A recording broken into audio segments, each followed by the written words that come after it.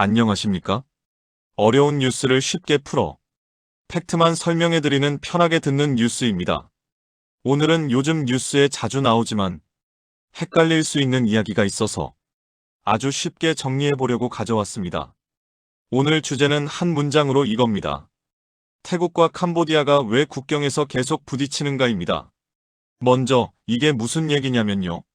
보도 내용들을 종합하면 태국과 캄보디아가 국경 근처에서 총격전으로 다시 충돌했고 로켓과 포병, 전투기까지 동원되는 상황으로 번졌다고 합니다. 민간인 피해와 피란도 크게 늘었다는 보도도 있었고요.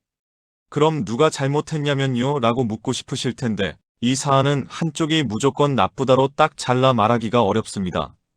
왜냐하면 양쪽이 모두 상대가 먼저 공격했다고 주장하고 있기 때문입니다. 그리고 이게 그냥 개인 문제냐 하면 그건 아닙니다. 이건 두 나라 사이에 오래 쌓인 국경 문제가 뿌리입니다. 핵심은 국경선이 아주 길고 보도에선 817km, 그중 일부는 경계가 애매하게 남아있다는 점이에요. 여기서 중요한 배경이 하나 나옵니다. 1900년대 초 당시 캄보디아를 식민지로 지배하던 프랑스와 태국의 이름 시암이 조약을 맺어 국경을 정했는데요. 문제는 그때 기준이 된 지도 프랑스가 만든 지도와 태국이 생각하던 지도 표시가 달라서 시간이 지나 여기 선이 이상한데? 하는 분쟁이 시작됐다는 설명입니다. 여기에 기름을 붓는 요소가 하나 더 있습니다. 국경 근처에 프레아 비헤아르 사원 유적지 같은 상징적인 장소가 있다는 점입니다. 이런 곳은 단순히 땅값 문제가 아니라 우리 역사다, 우리 문화다 같은 국가 자존심과 연결되기 쉽거든요. 1962년에 국제사법재판소가 사원 자체는 캄보디아에 있다는 취지로 판단했다는 내용이 나오는데요. 다만 주변 땅의 경계를 명확히 못 박지 못한 부분이 있어 그 틈이 갈등의 씨앗으로 남았다는 분석입니다. 그런데 왜 하필 요즘 더 심해졌냐가 궁금하시죠? 그래서 중요한 게 뭐냐면요. 최근 갈등이 커진 배경으로는 국경 일대의 범죄 단속 문제, 그리고 양국의 국내 정치 상황이 겹쳤다는 이야기가 함께 나옵니다. 예를 들어 국경 주변에 온라인 사기 조직 거점이 많다는 지적이 있고 단속 과정에서 주권 침해다 불법 단속이다 같은 말이 오가며 감정이 커졌다는 분석이 있습니다.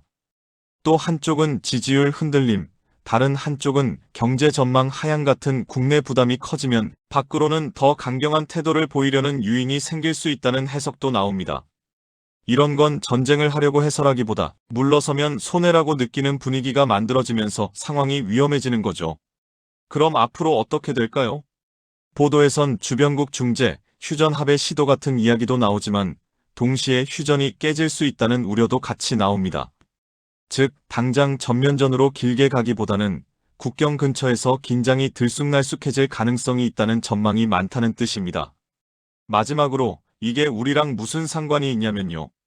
동남아는 한국 기업과 관광, 물류가 많이 연결된 지역입니다. 충돌이 길어지면 여행 안전, 물가, 물류 흐름, 기업 활동에도 영향을 줄 수 있어요.